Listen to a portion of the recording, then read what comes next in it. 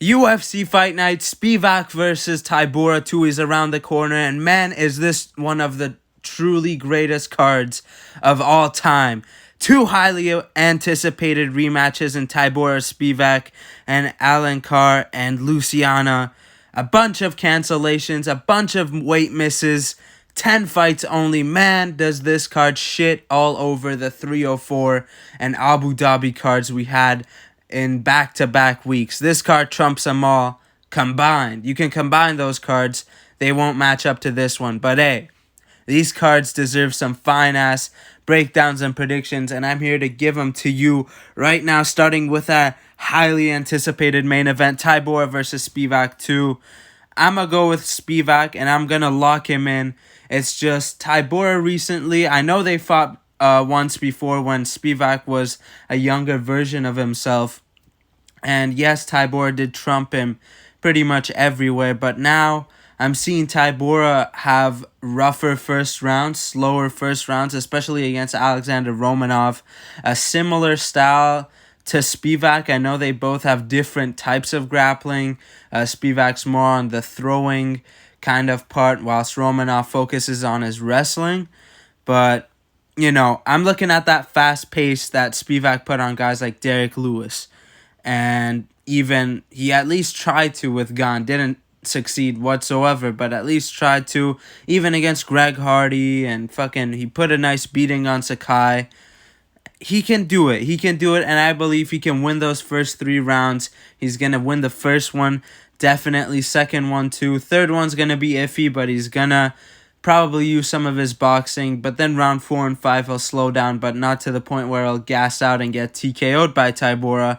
It'll be enough to where Tybura might start initiating his own grappling, getting takedowns, but Spivac will survive them. So we're going to lock in the Spivac pick to get this rematch done. And if you want to say, oh, well, Tybura beat him once, I already said it was a long time ago, and we just got taught the lessons with Aspinall Blades 2 and Bilal versus Edwards 2, that rematches can go the other way. Literally, 2 weeks ago. So yeah, now our lovely co-main event, Jackson versus Mariscal. 3.5 pound weight miss by Shepe. Not good to see, but I think he'll get the job done. I think he'll outpoint, Jackson on the feet. I think he'll drop him in round 3. He has some nice clean pocket boxing. The takedowns are there. And Damon Jackson, I can't really think of too much that he does good. I mean, I have respect for him for saying that he's going to step up and take on Lopez if Ortega pulls out. That's some mad props you got to give him there, but I think Shepe's just better than him everywhere. He can piece him up on the feet. He can drop him. Clean pocket boxing. And, yeah, the grappling's there, too, if he wants to use it. But still, yeah, I think he'll get the job done either way. He's a good lock of the card. Now, another one of the locks, Danny Barlow versus Nikolai Veretennikov. Sorry, I mispronounced that shit. Barlow, he's going to stick him on his long-ass punches and TKO this guy. I mean, the guy got, he had a fun scrap with Michael Morales on the Contender Series and stuff, and he has gotten a few finishes since then, but it doesn't make a difference if you're, still getting hit by some of those guys. And Danny Barlow, he sticks people at the end of his punches. He's a long striker, and I think, he'll just keep him at bay, and I can see even if this guy comes in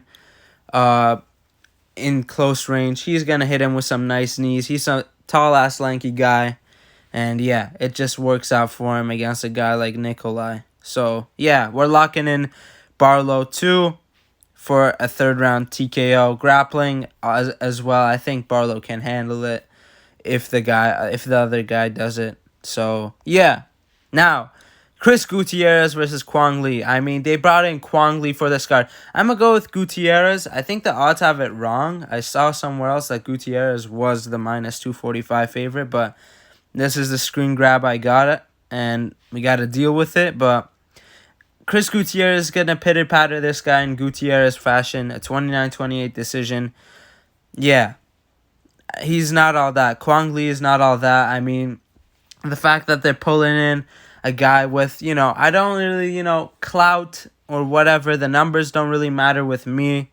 But, he doesn't have the most impressive record. He took some can to a split. And I'm not saying like, oh, the other guy was, the other guy wasn't good. The other guy wasn't good. Let's just be honest. The other guy wasn't good. And this guy has 1.5K social media followers. Crazy that he's on a main card of a UFC.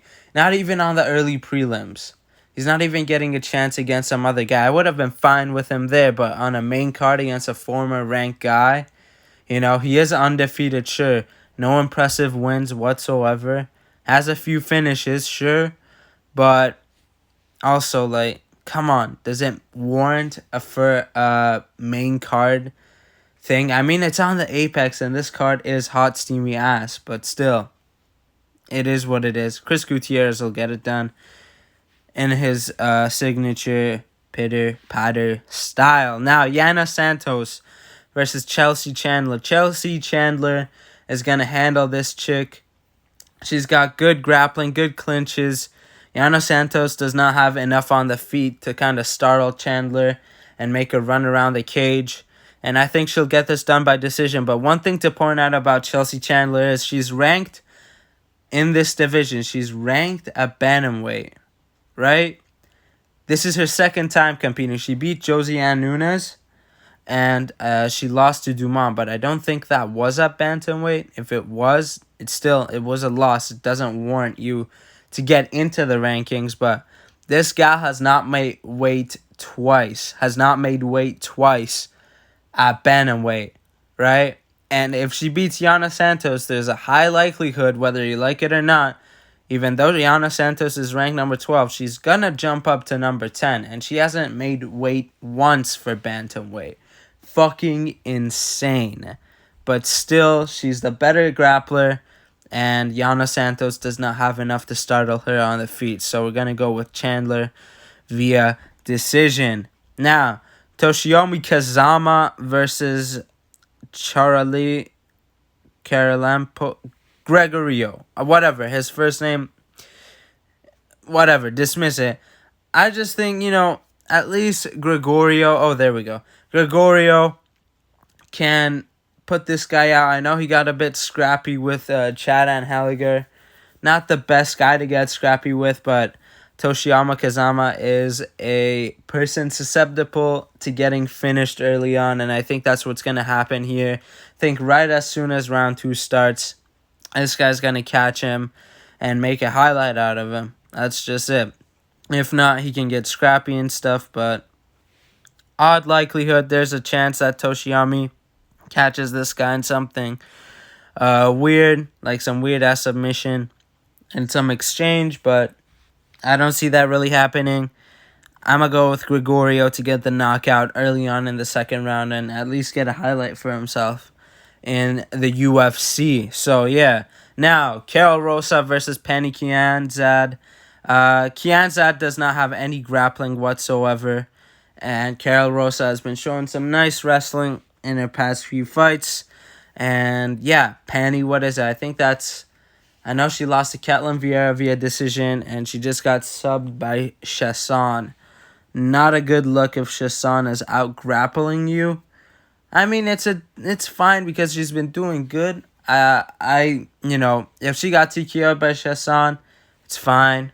I would still pick Rosa to wrestle her, but I just think this is gonna be Rosa's moment to just get her down and get a submission, and I think she was the one. I know I'm again tripping out, but she was the one who had the scrap with Aldana on the 296 card, unless I'm mistaken.